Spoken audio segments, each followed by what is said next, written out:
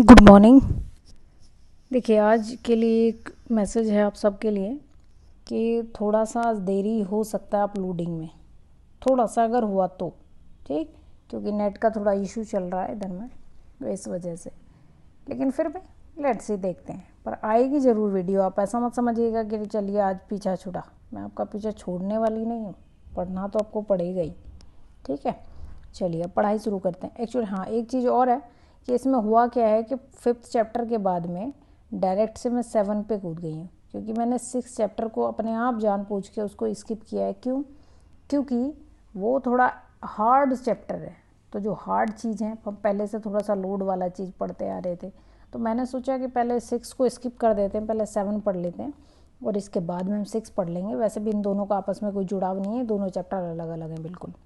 ठीक है, तो आप ये मत समझिएगा कि मैं भूल गई हूँ या मुझसे गड़बड़ हो गया है, ये ऐसी कोई बात है नहीं उसमें।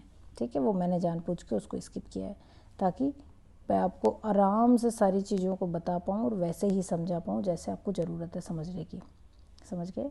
तो इसलिए अब देखिए क्या करना है जी। करना ये है कि हमको पहले, आपको ये जो पिक्चर दिख रही है ना सामने, ये ट्रांस साइबेरियन रेल है, जो दुनिया का सबसे लंबा रेल मार्ग है। इसका नाम है ट्रांस साइबेरियन। देखिए, जहाँ पे ट्रांस लग जाए ना, तो आप समझ लीजिए दो अलग अलग चीज़ों की बात हो रही होगी। ये वाला जो साइबेरियन, जो ट्रांस साइबेरियन रेल मार्ग है, इसको ट्रांस साइबेरियन रेल मार्ग इसलिए कहा जा रहा है क्योंकि ये देखिए, यहाँ पे तो यूराल पर्वत है, यहाँ पे तो ये यूरोप वाला हिस्सा है और ये एशिया वाला हिस्सा है, तो ये अलग है और ये अलग है, दो के बीच जा रहा है, तो इसलिए इसको कहा गया क्या? ट्रांस। समझ गए बात को? ऐसे ही, ऐसे ही टर्की भी है, वो यूरोप में भी है, वो एशिया में भी है, तो उसको भी कहा जाता है ट्रांस कॉन्टिनेंटल कंट्री है वो। समझ गए बात को आप? तो ये है, तो ये दुनिया का ट्रांस साइबेरियन रेल मार्ग जो है दुनिया का सबसे लंबा रेल मार्ग है। और ये जाता कहाँ से कहाँ तक है? शुरू होता है जी सेंट पीटर्सबर्ग से। सेंट पीटर्सबर्ग ये जगह का नाम है, लेनिनग्राद भी इसका नाम था पहले, लेकिन बाद में इसको चेंज करके सेंट पीटर्सबर्ग कर दिया गया। और व्लादिवोस्टक तक जाता है, व्लादिवोस्टक। देखिए लिखा हुआ है यहाँ पे ये वाली चीज़, तो आप इसको अपनी किताब में देखेंगे, क्योंकि आपको यहाँ ये वाली पिक्चर ज़्यादा थोड़ा क्लियर नहीं दिख पा रही होगी, तो आप अपनी जब किताब में देखेंगे, जो कि मैंने आपको PDF इसका भेजा हुआ है, तो आपको समझ में आएगा कि अरे ये वाकई बहुत लंबा है। आप देखेंगे कि ये पूरे रूस से होकर जा रहा है, जबकि आपको पता है कि रूस बहुत बड़ा है, रूस बहुत बड़ा है। ठीक है, तो ये है, जैसे कि आप ऐसा समझ लीजिए कि रूस कितना बड़ा है, 32,87,263 वर्ग किलोमीटर, ये हमारा क्षेत्रफल है हमारे भारत का, तो ये तो हमारा भारत है। रूस का कितना है? 170 पॉइंट समथिंग लाख वर्ग किलोमीटर, तो आप समझ सकते हैं कि ये रूस जो है वो कितना बड़ा है हमसे। ठीक है, और ये वाला जो रेल मार्ग है पूरे रसिया से होकर गुजरता है, तो सोच रहे हैं आप, यानी कि पूरे रूस, अगर आपको घूमना है, आपको जाना है कहीं, तो आप इस ट्रेन में चले जाइए जहाँ जाना है आपको, आराम से पूरे रूस का चक्कर हो जाएगा आपका बिना किसी टेंशन के। ये वाली चीज़ है, तो आप इसको देख लेंगे एक बार, आप ये भी देखेंगे यहाँ पे कौन कौन सी सिटीज़ ये पड़ती हैं, इनको ध्यान से देखना है। समझ के बात को? चलिए अब जल मार्ग की बात। देखिए, जल मार्ग का क्या है, एक तो ये सस्ता साधन है, बिल्कुल सस्ता है, और दूसरा ये है कि इसमें आपको किसी भी तरह के प्रदूषण करने की ज़रूरत नहीं पड़ती है, प्रदूषण नहीं होता है इससे, मतलब ऐसा प्रदूषण नहीं होता है जैसा कि बाकी मोटर गाड़ियों से होता है ना। तो और आप कितना भी लोडेड सामान इस पे ले जा सकते हैं, ढो सकते हैं, कोई प्रॉब्लम नहीं होती है उस चीज़ की भी। प्रारंभिक समय में जो परिवहन हुआ करता था वो जलमार्ग के द्वारा हुआ करता था, कि लोग नदियों के किनारे तो रहते ही थे, यहाँ से कोई चीज़ डाली और यहाँ निकाल ली, यहाँ वाले को इन्फॉर्म कर दिया कि अभी फलानी चीज़ आएगी, उतार लेगा। बोट के तरीके, बोट में बैठ के बोट में चला गया, बोट में रख दिया सामान, या फिर इस तरह की वो पट्टी पट्टी आपने देखी होंगी फिल्मों में, जो गाने होते हैं कई बार उन पर वो लोग नाच वाच करते रहते हैं, तो इतना वो लंबा सा तख्ता सा ही होता है, बस चौड़ा सा एक जैसे प्लेटफॉर्म सा, और उसी पे आराम से चले जाते हैं लोग पानी में, है ना। तो बहुत बड़ा कुछ लगाना नहीं पड़ता आपको, आराम से उससे काम कर सकते हैं। तो लोगों के लिए परिवहन का साधन भी था जलमार्ग, इसलिए नदियों के किनारे सभ्यताओं का जन्म हुआ है। अब दुनिया की कहीं की कोई सभ्यता उठा लीजिए, नदी के किनारे हुई होगी वो, ठीक है। एक ये आप कितने ही बाहर का, कितने ही बड़े आकार का सामान इससे ढो सकते हैं, और वो भी सस्ता है एकदम आसानी से, एकदम मतलब अगर आप यही वाला इतना लोड वाला सामान अगर आप जहाज़ से भेजेंगे, पहले तो कुछ लिमिट होंगी कि वहाँ इससे ज़्यादा लोड वाला सामान आप भेज ही नहीं सकते हैं। और उसके बाद भी मान लीजिए कुछ इतना लोड है कि भाई आप भेज सकते हैं, तो उसका किराया आपको बहुत महंगा देना पड़ता है, यानी वेट के हिसाब से आपको देना पड़ता है। लेकिन होता तो इसमें भी वेट के हिसाब से, पर इसका बहुत सस्ता होता है, क्योंकि इसका फ्यूल तो इतना महंगा आता नहीं है, इसलिए। समझ गए? तो ये वाली चीज़ है। दो मुख्य प्रकार होते हैं इसके, एक तो होता है जी अंतर्देशीय जलमार्ग, और एक होता है समुद्री मार्ग, ठीक है। तो अंतर्देशीय जलमार्ग क्या होगा, जो कि अंतर मतलब एक ही देश के अंदर या एक ही राज्य के अंदर जो चल रहा होगा, उसी को कहा जाता है अंतर्देशीय। जैसे इलाहाबाद से हल्दिया, हमारा जो वाटरवे है, वाटरवे नंबर 1 है वो इलाहाबाद से हल्दिया, जैसे उसको कहते हैं राष्ट्रीय जलमार्ग 1। इलाहाबाद से कहाँ तक जाता है? हल्दिया तक जाता है, इलाहाबाद से हल्दिया तक जाता है।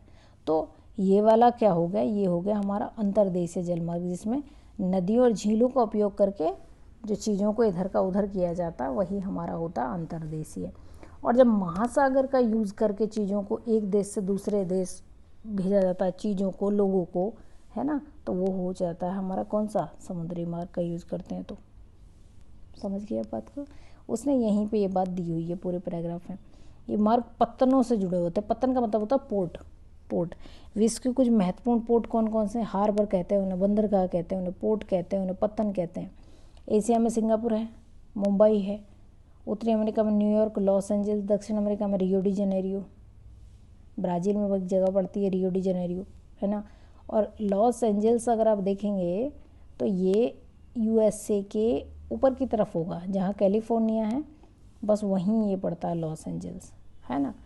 अफ्रीका में डरबन, केप टाउन, ये साउथ अफ्रीका जब आप देखेंगे तो आपको कैप्टन, डरबन सारी चीज़ें दिख जाएंगी।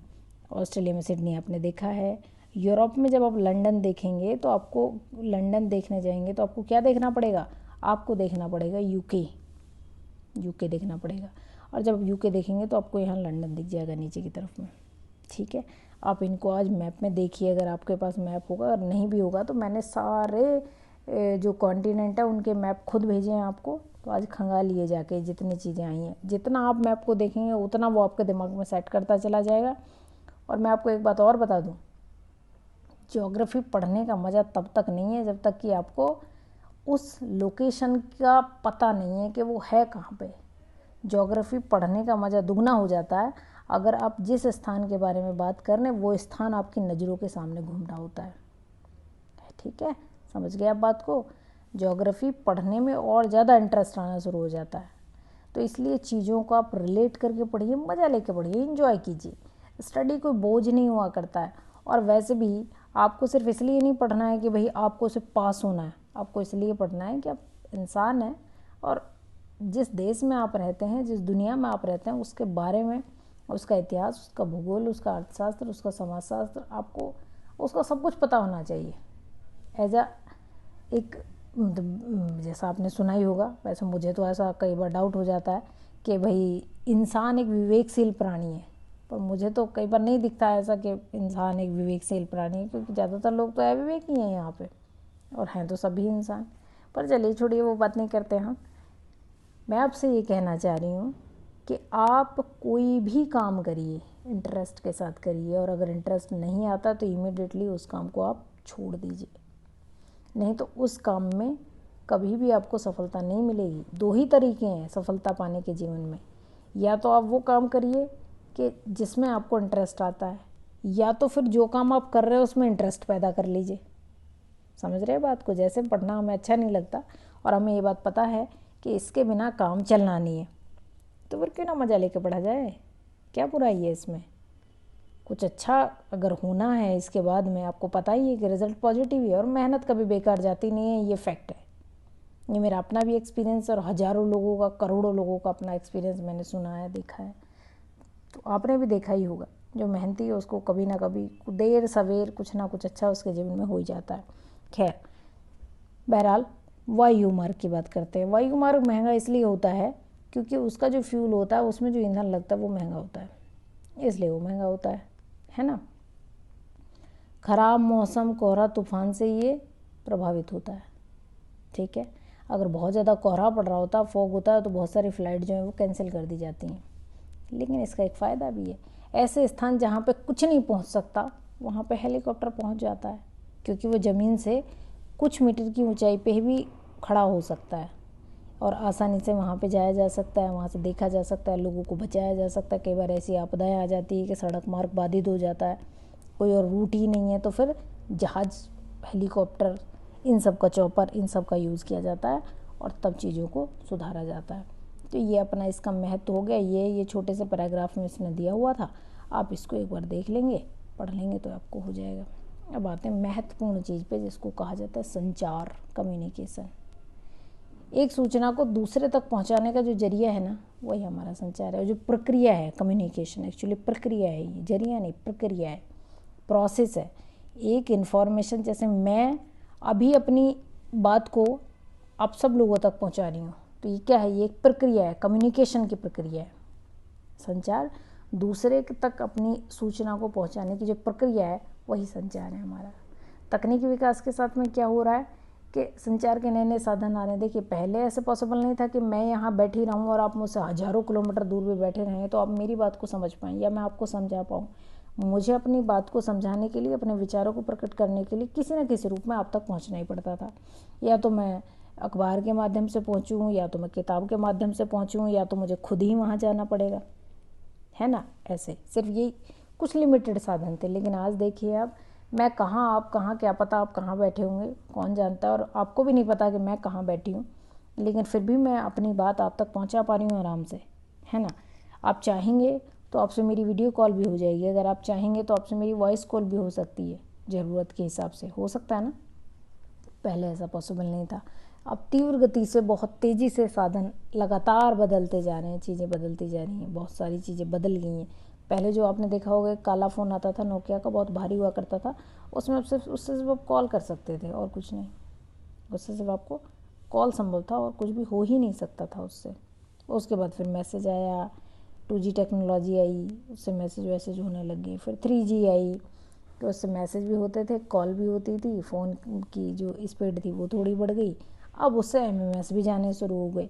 फिर 4G आ गया, ये सब चीज़ें चली। तो 4G में तो आप बहुत कुछ इधर का उधर कर सकते हैं, क्या क्या क्या क्या कर सकते हैं, है ना। और आने वाले टाइम में धीरे धीरे ये सारी जो जनरेशन है तकनीक की, 5G, जी मतलब होता है जनरेशन, जनरेशन का मतलब होता है एडवांस। एडवांस, देखिए आप अपने माँ बाप की जनरेशन ही तो हैं, तो आप उनसे एडवांस हैं कि नहीं है। वही वाला संचार का भी है generation, 1G, 2G, 3G, 4G जो आप सुनते हैं ना, वो 4th जनरेशन है। उसमें कुछ चीज़ें बढ़ के ही आएंगी। जैसे 5G आएगा तो उसकी स्पीड बहुत अच्छी होगी, है ना, स्पीड बहुत अच्छी होगी, आप उसे बहुत कुछ ऐसा कर पाएंगे कि आपको फील ही नहीं होगा, बस बटन दबाया और सीधा काम हो गया, वैसा वाला। भारत में तो खराबी नहीं आना है, क्योंकि या तो 4G के नाम पे वो 3G चल रहा है, 3G भी है कि नहीं है कौन जानता है, क्योंकि स्पीड बिल्कुल है ही नहीं। 20 Mbps का आप अगर यहाँ पे आपने कनेक्शन लिया हुआ है तो कैन यू बिलीव कि वो केबीज में चलता है, ये वाली हालत है। यानी कि वाईफाई लगवा के भी कई बार आपको माथा पीटना पड़ जाता है, इतना बुरा हाल है, ठीक है। पर चलिए छोड़िए, ये भारत की बात है, भारत है, सब कुछ होता है यहाँ पर, आखिर हमारा देश है, भारत है, महान है ना। चलिए, संचार के क्षेत्र में विकास से इसमें सूचना क्रांति आई है, सूचना क्रांति, सूचना क्रांति, इन्फॉर्मेशन के रिवॉल्यूशन सा आ गया है कि इतना, अब इतनी सूचनाएं हैं और इतने माध्यम है उसके लोगों तक पहुंचाने के कि आप एक चीज़ कहिए तो सही, सिर्फ वो इमिडिएटली कहाँ कहाँ पहुंच जाएगी, पूरी दुनिया में स्प्रेड हो जाती है एक ही मिनट में। कोई भी न्यूज़ अगर आप देखते हैं, जैसे कुछ कांड हुआ, कहीं पे कुछ हुआ, इमिडिएटली वो न्यूज़ के रूप में चलेगी और पूरी दुनिया में सर्कुलेट हो जाती है। With in a minute, with in a second वो चीज़ें पूरी दुनिया जान रही होती है कि अरे ऐसा हो गया, है ना। तो ये क्या है, ये एक सूचना, जैसे उसकी एक बाढ़ सी आ गई है, क्रांति है, ठीक। संचार के क्षेत्र में जो ये विकास हुआ है इसी वजह से तो ये हो पाया है। शिक्षा, मनोरंजन, इन सब के रूप में, साधन के रूप में जो है वो किया जाता है। इसका यूज़ देख लीजिए, हम शिक्षा के रूप में कर ही रहे हैं, मनोरंजन के रूप में आप हमेशा से करते ही आए हैं उसका यूज़। वही यूट्यूब खोल लिया, सपना के गाने देख लिए, और वो कौन है वो छन्नी वाले जी हैं, गुलजार जी, उनके गाने देख लिए, और पता नहीं क्या क्या आप लोग देखते रहते हैं इधर उधर की चीज़ें फालतू की। पढ़ने के लिए तो मुझे लग नहीं रहा है कि आप लोग इसका यूज़ कर रहे हैं, सही यूज़ कर रहे हैं, ठीक है, पर है तो है ही, यूज़ कर तो सकते ही हैं। अब तो आप सारी चीज़ें ऑनलाइन देख सकते हैं, समाचार पत्र आप पढ़ सकते ही हैं, रेडियो आप सुन सकते हैं, टेलीविज़न आप देख सकते हैं। संचार के माध्यम की वजह से ये सब पॉसिबल हो पाया है। अगर ये नहीं होता तो ये सब पॉसिबल नहीं होता। पहले आप देखते होंगे कि घरों के बाहर में, हर किसी घर के बाहर में जिसके घर में टीवी था वहाँ पे एक एंटीना लगा होता था। अब कहीं देखा है आपने? नहीं होता ना। तो ये इसके संचार के माध्यम में जो ये तेज़ी से जो विकास हो रहा है ना, इसी वजह से ये सब चीज़ें हो रही हैं। अब सैटेलाइट से आराम से चलता है, कोई इशू ही नहीं है। पहले आपको फ्रीक्वेंसी मैच करानी पड़ती थी, अब अपने आप मैच हो जाती है, कोई दिक्कत ही नहीं होती है उसमें। तो ये वाले समाचार पत्र, रेडियो, टेलीविज़न के द्वारा हम बड़ी संख्या में लोगों के साथ संचार कर सकते हैं, और इसी को कहा जाता है मास कम्युनिकेशन। जनसंपर्क माध्यम है ये, मास कम्युनिकेशन, मास मीडिया है ये, मास मीडिया। मास मतलब होता है जनता, पब्लिक, है ना, उसको मास कहते हैं। सैटेलाइट से संचार में तीव्रता आई है। अब तो सैटेलाइट है, सीधा सैटेलाइट से इंफॉर्मेशन ब्रॉडकास्ट होती है, सबके घरों में पहुंच जाती है, मस्त अपने चल रहा है दुनिया में ऐसे ही। ये वाली चीज़ें और बहुत सारी चीज़ें हो जाती हैं भाई। तेल की खोज हो सकती है, तेल कहाँ कहाँ पे है। वनों का संरक्षण हो सकता है कि हम ऊपर से जाएंगे, हम देखेंगे ये सैटेलाइट हमने छोड़ा हुआ, भेजा हुआ, अब सैटेलाइट खोज देख रहा है सारी चीज़ों को, और वो जो पिक्चर हम देख रहे हैं नीचे बैठ के ज़मीन पे मॉनिटर कर रहे हैं, तो उसमें पता चल रहा है कि ज़मीन पे कहाँ कहाँ कौन कौन सी चीज़ अवेलेबल है। तो जितने भी हमारे खनिज संपदा, खनिज संसाधन जहाँ हैं ज़मीन पे, उनका भी हमें पता चल गया। हमने मुआवना कर लिया बैठे बैठे वहीं पे। हमें ये भी पता चल गया कि कितने जंगल दिख रहे हैं इसमें, कितने जंगल हैं, कहाँ पे उजाड़ हो गया, कहाँ पे कम हो रहे हैं, कहाँ पे बढ़ रहे हैं, कहाँ पे कैसे जंगल हैं, ये सब पता चल जाता है ना। ये सब सैटेलाइट के माध्यम से आराम से हो पा रहा है। इंटरनेट के माध्यम से हम क्या कर सकते हैं, ईमेल भेज सकते हैं, इलेक्ट्रॉनिक मेल कहते हैं जी उसको, ईमेल। देखिए, आप सब लोगों का ना एक मेल एड्रेस ज़रूर होना चाहिए, क्योंकि आने वाले टाइम में ऐसा होगा। वैसे तो आने वाले टाइम में क्या, इतना तो हो ही चुका है, आप जब फ़ोन लेते हैं नया तो वो एक ईमेल एड्रेस मांगता है। अगर आपका ईमेल एड्रेस नहीं होगा तो वो आपका फ़ोन जो है ना बिना ईमेल एड्रेस के चलेगा, और बहुत सारी चीज़ों को कर ही नहीं पाएगा।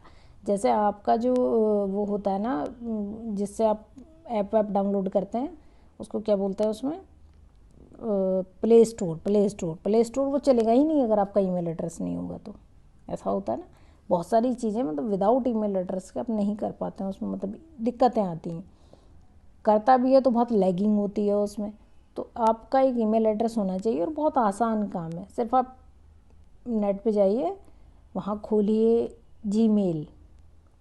जीमेल में पूछेगा साइन इन या साइन अप, तो आप साइन अप पे क्लिक कर दीजिए। जैसे ही आप साइन अप पे क्लिक करेंगे तो कुछ इन्फॉर्मेशन भरवाएगा, आपका पहला नाम, लास्ट का नाम, आपके डेट ऑफ बर्थ, कुछ एक कैप्चा दिया होगा उसको भरवा लेगा, और बस सिंपल हो गया आपका। ऐसे ही हो जाता, नॉर्मली बन जाता। तो आपको एक ईमेल एड्रेस मिल जाएगा, इलेक्ट्रॉनिक मेल, यानी कि फिर आप इलेक्ट्रॉनिकली इन्फॉर्मेशन को यहाँ से वहाँ भेज पाएंगे। आपको मान लीजिए कोई फ़ोटो भेजना है तो आप उसको अटैच करिए और मुझे भेज दीजिए, बस हो गया, सिंपल। बस पर इसकी भी कुछ लिमिट्स हैं, क्योंकि इसमें बहुत बड़ी फाइल आप नहीं भेज सकते हैं, कुछ लिमिट है उसकी, ठीक है, पर होना चाहिए। छोटे इन्फॉर्मेशन के लिए ये ज़रूरी होता है। आज सेलुलर फ़ोन के द्वारा बेहतर टेलीफोनिक संचार अत्यधिक लोकप्रिय हो चुका है। इंटरनेट के माध्यम से विश्व भर में केवल सूचना परस्पर समीपता ही नहीं मिलती अभी, तो इनसे हमारा जीवन अधिक सुखमय भी बन गया है। अब देखिए, आप हज़ारों मील दूर बैठे हैं, आप कितनी दूर बैठे हैं, लेकिन आपको दूरी का एहसास नहीं होता। क्यों? क्योंकि आप वीडियो कॉल कर लीजिए, आपको लगेगा यहीं सामने तो है। पहले तो ऐसा संभव नहीं था, पहले तो दूर ही थे लोग, लेकिन अब ऐसा नहीं है। आप घर बैठे रहिए, रेल के टिकट कर लीजिए, हवाई जहाज़ के टिकट कर लीजिए, सिनेमा के टिकट ले लीजिए, होटल की बुकिंग कर लीजिए। आपका जो मन कर रहा है ना, आप नेट से वो हर काम कर सकते हैं जो आप सोच सकते हैं। आज की डेट में इतना पॉसिबल हो चुका है, ठीक है। तो यही वाली चीज़ जो थी वो संचार था। ये नेटवर्क दे रखा है कि समुद्री और हवाई पत्तनों का नेटवर्क है, इसमें उलझने की ज़रूरत नहीं है। अब देखिए, चैप्टर ख़त्म हो चुका है। आप इसके क्वेश्चन लगाइए कल। अब हम थोड़ा सा ये, क्योंकि लाइट चैप्टर था, इसमें कोई इतनी बड़ी वाली चीज़ थी नहीं कि जिसको आपको समझने में बहुत ज़ोर लगाना पड़े माइंड पे।